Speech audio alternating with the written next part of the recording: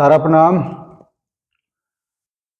सहारनीय परिवार के मेरे प्यारे कर्तव्योगी साथियों और सहारा से जुड़े समस्त सम्मानित जमाकर्ताओं का एक बार पुनः यथार्थ पर हार्दिक अभिनंदन, स्वागत है।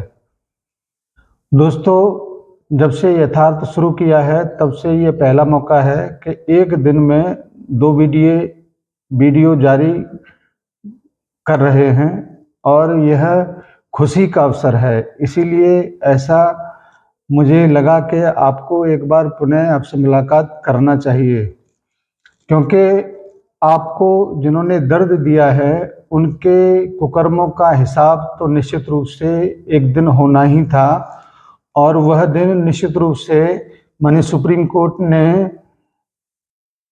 तय किया है 23 अप्रैल को, क्योंकि वो दिन विशेष इस वजह से और है, उस दिन माननीय सुप्रीम कोर्ट ने ऐसे लोगों को या ऐसे प्रशासनिक जिम्मेदार लोगों को बुलाया है जो आपके आंखों में आंसू देने के लिए शायद जिम्मेदार हैं।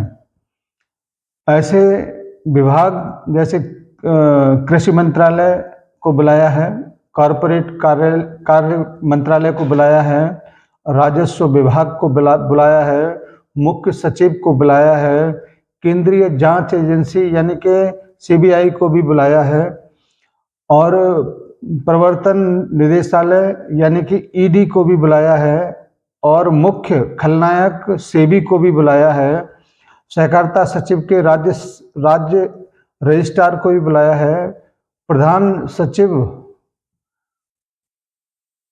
को भी बुलाया है जो राज्य सरकार से हैं। इन समस्त विभागों को बुलाने के पीछे का जो मुख्य उद्देश्य ये है कि जो भी कार्रवाई हो या जो भी डिसीजन हो, उसके अगेंस्ट में कोई भी विभाग ये न कहे कि हमको इसके बारे में अवगत नहीं कराया था, और तमाम सारी कार्रवाइयाँ उन लोगों के जब सामने होगा तो किसी को ऑब्जेक्शन करने का मौका ही नहीं मिलेगा।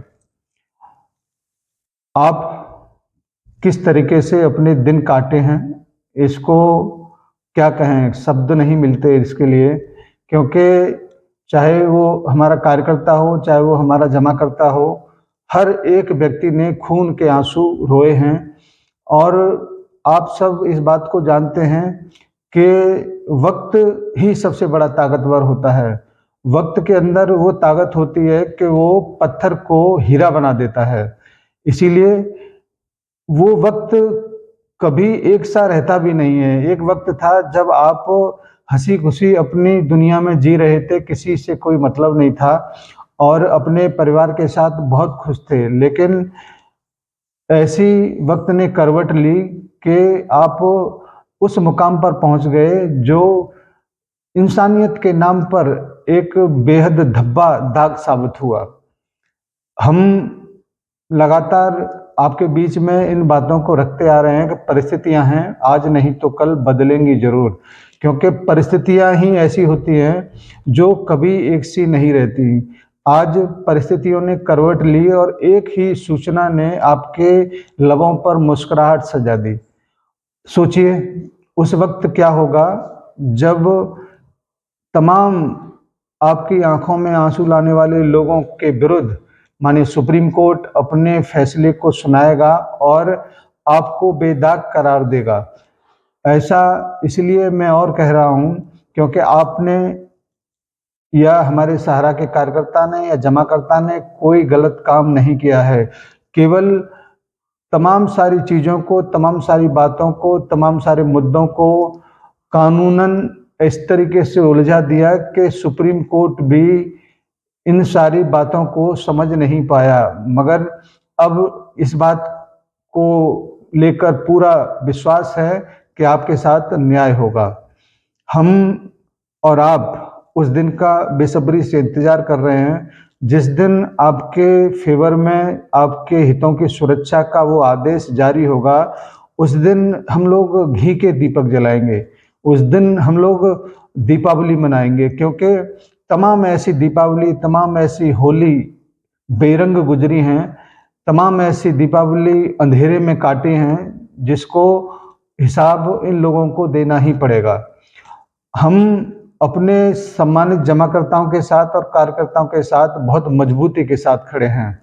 सहारा इंडिया परिवार हमेशा से इस बात को तमाम पेपर के माध्यम से बोलता आया है कि हम बंधन मुक्त नहीं हैं, हमारे बंधन खोलिए, कोई भी व्यक्ति बंधन से जकड़ा हुआ हो दौड़ नहीं सकता।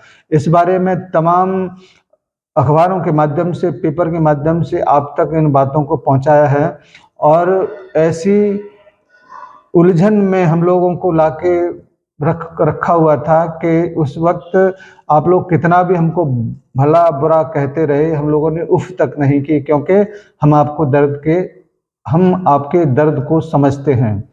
हमारे कार्यकर्ताओं का जो हाल है उसको समझने के लिए, उसको ढाढ़स बंधाने के लिए हम लोग बार बार आपके साथ में खड़े हुए नजर आए, क्योंकि आपका कोई दोष नहीं था, न जमाकर्ताओं का दोष था, न कार्यकर्ताओं का दोष था। दोष तो केवल पूरे सिस्टम का था, जो 45-46 साल से चलती हुई सहारा इंडिया परिवार की गाड़ी को ऐसे दलदल में फंसा दिए जहां से निकलने के लिए वो हमेशा छटपटाता ही रहा। अब वो समय आ रहा है। आप 23 तारीख को 2 जजों की बेंच और 3 जजों की मुख्य केस की, सारा से भी विवाद के केस की बेंचों की सुनवाई जब होगी तो तमाम सारी चीज़ें निकल के आएंगी और तमाम सारी बातें होंगी। उन सारी बातों में ऐसी लोगों से भी आप लोगों को सावधान रहना है जो अफवाहों के बाजार के माहिर खिलाड़ी हैं। ऐसे अफवाहों के बाजार के खिलाड़ियों का वो लिंक, वो सूचना आपको फॉरवर्ड नहीं करना है और पूरी तरह से अपने जो भी मैसेज होंगे, संदेश होंगे, आप सही सूचना का इंतजार करेंगे। हम खुद आपके मध्य तमाम सारी सूचनाओं को लेकर उपस्थित होंगे और पूरा का पूरा अपडेट आपको देंगे।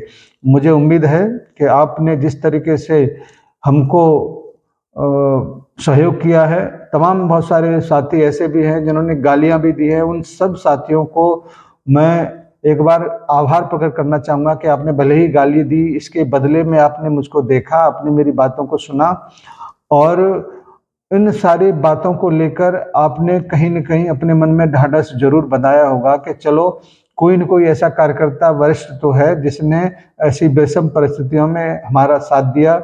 इसीलिए मैं आप सभी का आभार प्रकट करता हूं और एक बार बहुत विनम्रता से आग्रह जरूर करूंगा कि प्लीज जो भी सूचना आए अपने समस्त कार्यकर्ताओं को, अपने जमाकर्ताओं के बीच में आप बेहद शालीनता के साथ रखें और वो सब कुछ कहें जो सही जानकारी हो सकता है कि 23 तारीख में मुकम्मल सुनवाई नहीं हो, थोड़ा सा और आगे बढ़े, लेकिन जल्दी जल्दी सुनवाइयाँ होंगी और आपके संकट दूर होंगे।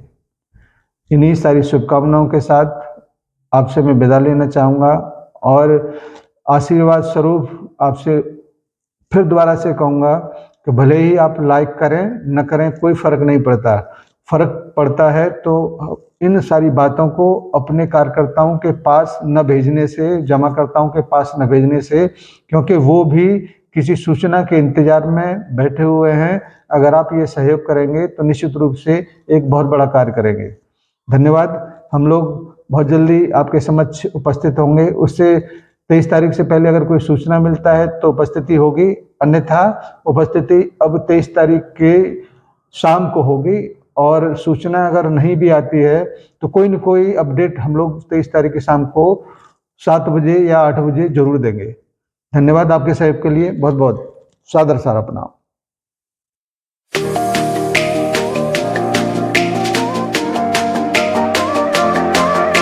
सहारा इंडिया परिवार, आत्मविश्वास की ताकत।